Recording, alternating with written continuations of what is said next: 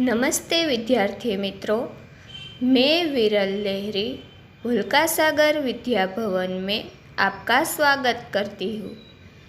आज हम सीखेंगे कक्षा 7वीं इकाई 8 मुस्कान के मोती। मुस्कान यानी कि स्मितना मोती। विद्यार्थी मित्रों, हास्य मनुष्य को जीवन शक्ति प्रदान करता है, उसे दीर्घायु बनाता है। કે હાસ્ય છે એ મનુષ્યને જીવન શક્તિ આપે છે, ઉસે દીર્ઘાયુ બનાતા હૈ કે તેનું લાંબુ આયુષ્ય બનાવે છે। हंसी, क्रोध, चिंता और क्षोभ को भगा देती है, साथ ही वह सुख और स्वास्थ्य की चाबी है। કે હસવાથી ક્રોધ, ચિંતા, ક્ષોભ એટલે કે ગુસ્સો વગેરે દૂર થાય છે અને સાથે સાથે તે સુખ અને સ્વાસ્થ્યની ચાવી પણ છે। हमारे चारों ओर भी हास्य के विपुल सामग्री उपलब्ध है। કે આપણી ચારેય બાજુ હાસ્યની ઘણી બધી સામગ્રીઓ ઉપલબ્ધ છે। आवश्यकता सिर्फ इस बात की है कि हम उसको पहचानना सीखें। કે ફક્ત જરૂર એની છે કે આપણે તેને ઓળખતા सीखिए। मुस्कान के मोती के रूप में यहाँ ऐसे ही कुछ चुटकुले दिए गए हैं। चुटकुले એટલે કે જોક્સ। કે સ્મિતના મોતીના રૂપમાં અહીંયા થોડા જોક્સ આપેલા છે। विद्यार्थी मित्रों, अब आगे देखते हैं। चिंटू, तुमने राजू को चाटा क्यों मारा? पिंटू, 15 दिन पहले उसने मुझे हिपोपोटेमस कहा था। चिंटू, तो फिर 15 दिनों के बाद आज ही क्यों मारा? पिंटू, मैंने कल ही सर्कस में हिपोपोटेमस देखा यार।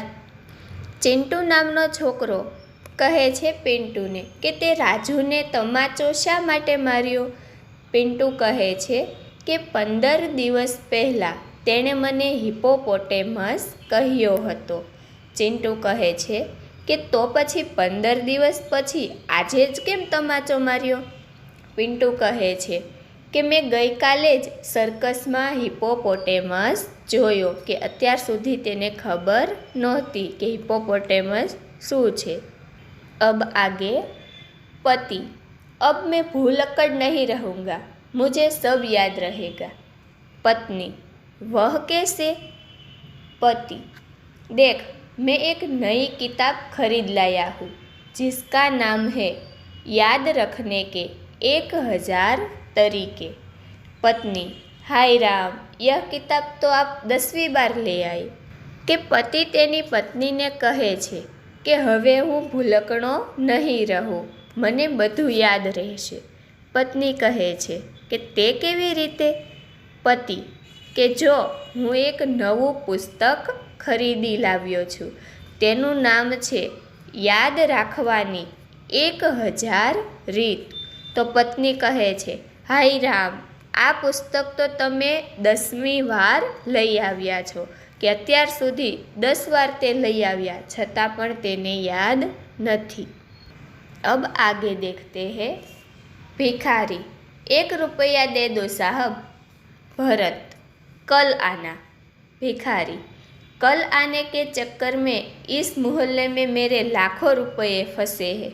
एक भिखारी છે કહે છે કે 1 રૂપિયો આપી દો સાહેબ। તો ભરત કહે છે કાલે આવજે। ભિખારી કહે છે કાલે આવવાના ચક્કરમાં જ આ મહોલ્લામાં મારા લાખો રૂપિયા ફસાઈ ગયા છે, કેમ કે દરરોજ બધા એવું જ કહે છે કાલ આવજે, કાલ આવજે। अब आगे देखते हैं। शिक्षक, रमेश, 50 में से कितने कम करने से 5 बचेंगे?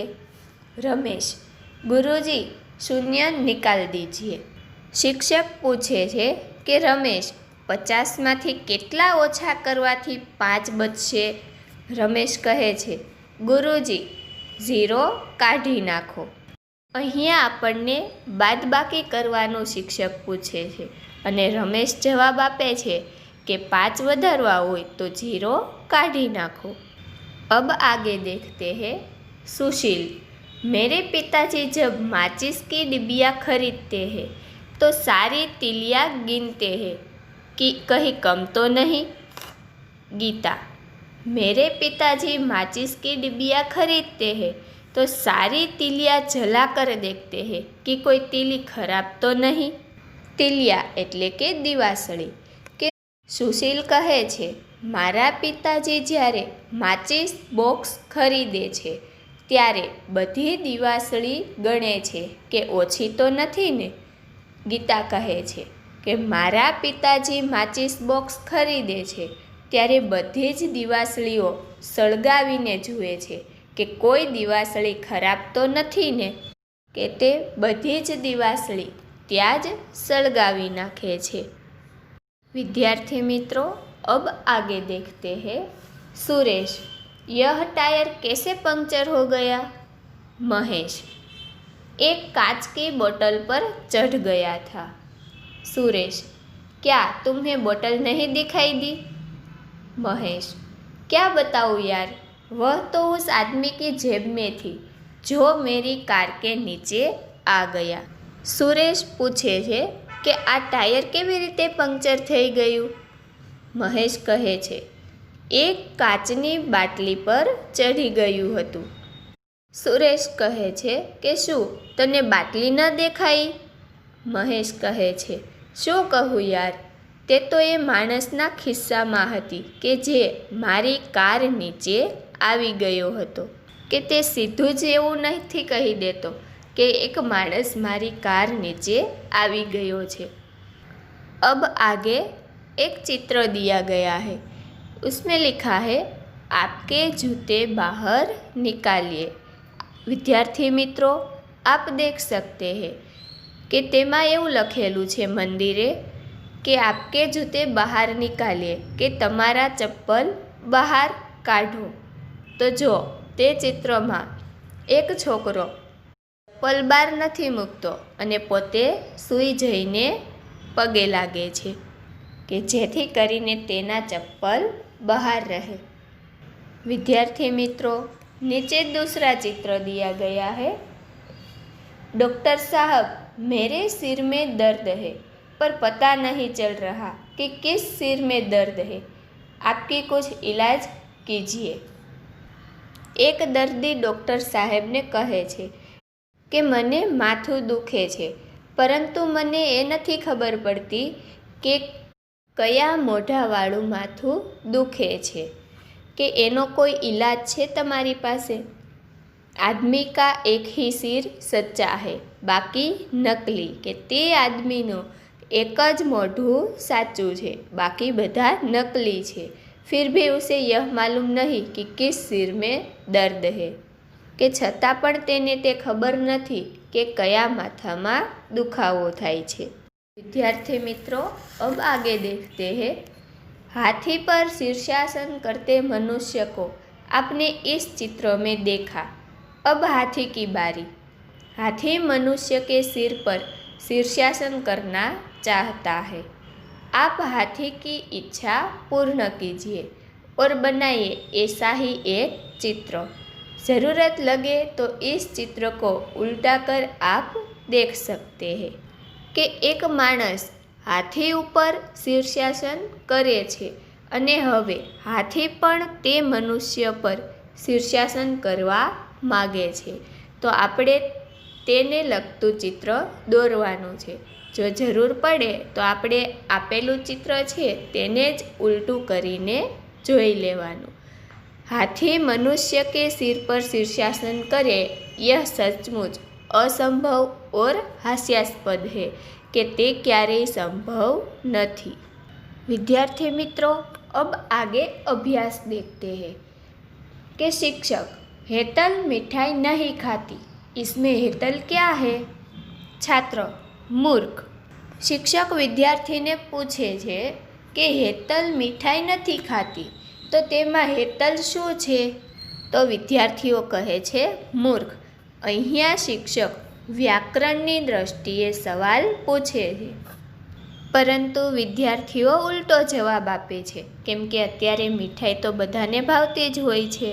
अब आगे माँ, बेटा घर में कुत्ता कैसे आ गया? बेटा, चल कर। કે મા તેના દીકરાને પૂછે છે કે બેટા, ઘરમાં કૂતરો કેવી રીતે આવી ગયો? તો દીકરો જવાબ આપે છે કે ચાલીને। अब आगे देखते हैं दुकानदार। आप कब से खड़े खड़े चीज़ों को देख रहे हैं? आपको क्या चाहिए? ग्राहक, मौका।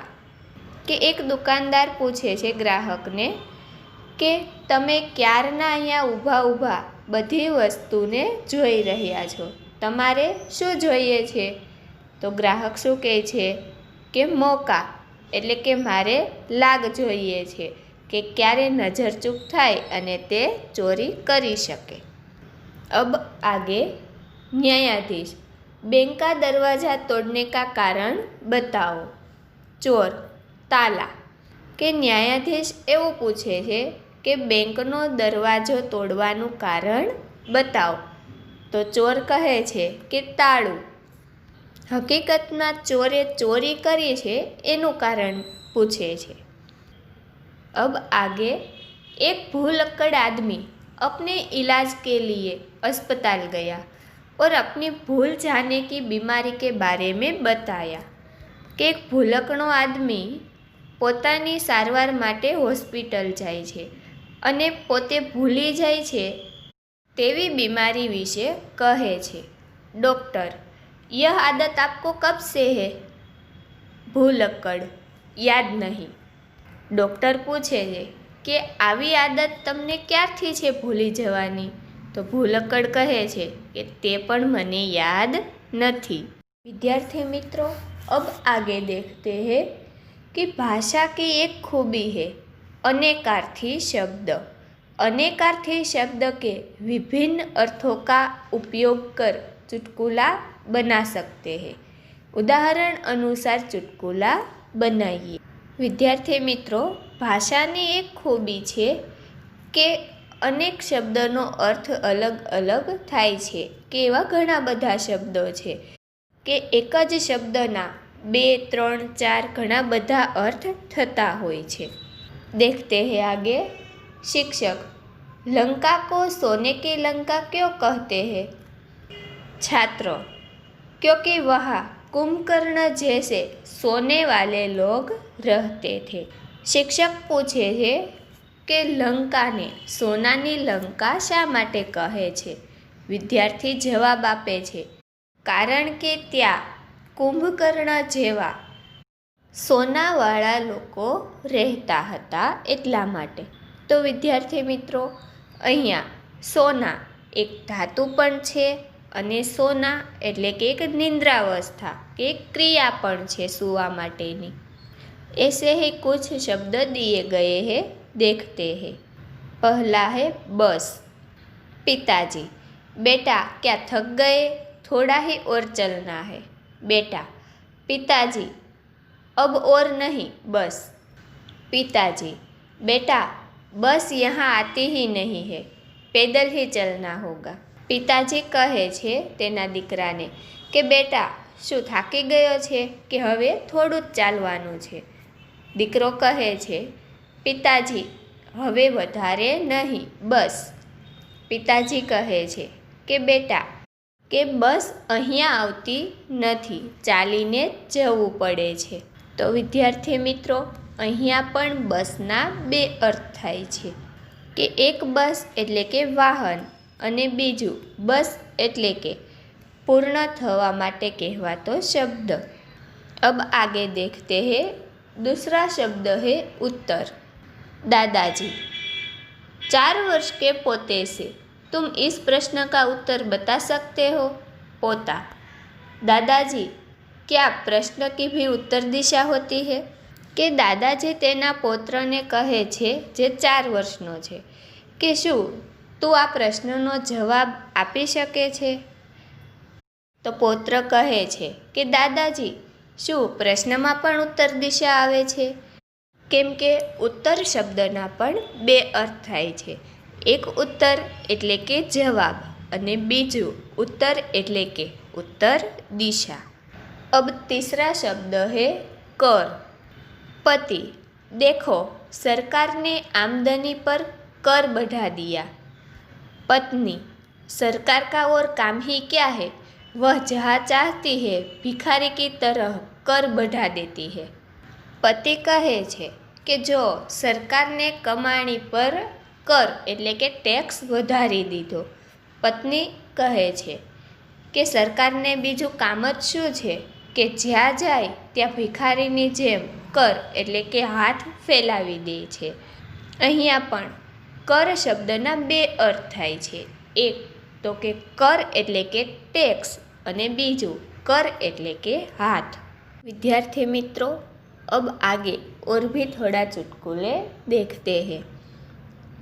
पहला, पतली गली में दो आदमी आमने सामने आ गए। पहला आदमी, हटो बीच में से, मैं किसी गधे को रास्ता नहीं देता। दूसरा आदमी, रास्ते से हटते हुए, पर मैं तो देता हूँ। કે એક સાંકડી ગલીમાંથી બે આદમી પસાર થાય છે અને આમને સામને આવે છે તો પહેલો આદમી કહે છે કે વચ્ચેથી હટી જા, હું કોઈ ગધેડાને રસ્તો આપતો નથી। તો બીજો આદમી કહે છે રસ્તામાંથી દૂર થઈ જાય છે અને કહે છે પરંતુ હું તો આપું છું, એટલે તે પહેલા આદમીને જ ગધેડો કહે છે। अब आगे, न्यायालय में दो वकील। पहला वकील, तू गधा है। दूसरा वकील, तू तो बड़ा गधा है। पहला वकील, तू बहुत बड़ा गधा है। न्यायाधीश, ऑर्डर ऑर्डर, आपको ध्यान रखना चाहिए कि मैं भी यहाँ बैठा हूँ। કે બે વકીલ કહે છે એકાબીજાને। પહેલો વકીલ કહે છે કે તું ગધેડો છે, બીજો વકીલ કહે છે તું ગધેડો છે। તો પહેલો વકીલ ફરી પાછો કહે છે કે તું તો સૌથી મોટો ગધેડો છે। એટલે ન્યાયાધીશ કહે છે કે ઓર્ડર ઓર્ડર, કે તમારે ધ્યાન રાખવું જોઈએ કે હું પણ અહીંયા બેઠો છું। એટલે પેલા લોકો એવું સમજે છે કે તે પણ ગધેડો છે। अब आगे देखते हैं। लड़का, मैं आपकी बेटी से शादी करना चाहता हूँ। लड़की का पिता, मैं नहीं चाहता कि मेरी बेटी किसी गधे के साथ रहे। लड़का, जी मैं भी नहीं चाहता हूँ, इसलिए तो मुझसे शादी कर दीजिए। કે એક છોકરો કહે છે કે હું તમારી દીકરી સાથે લગ્ન કરવા માગું છું। છોકરીના પિતા એવું કહે છે કે ના, હું એવું નથી ઈચ્છતો કે મારી દીકરી કોઈ ગધેડા સાથે રહે। તો છોકરો કહે છે કે હા, હું પણ એવું જ ઈચ્છું છું, એટલે જ તો હું કહું છું કે તેના લગ્ન મારી સાથે કરી દો। એટલે કે તે છોકરીના પપ્પાને પણ ગધેડો કહે છે। अब आगे देखते हैं। योगेश, इस गधे को लेकर कहाँ जा रहे हैं? रमेश, देखता नहीं मेरे साथ गधा नहीं कुत्ता है। योगेश, यार तू चुप कर, मैं कुत्ते से ही पूछ रहा हूँ।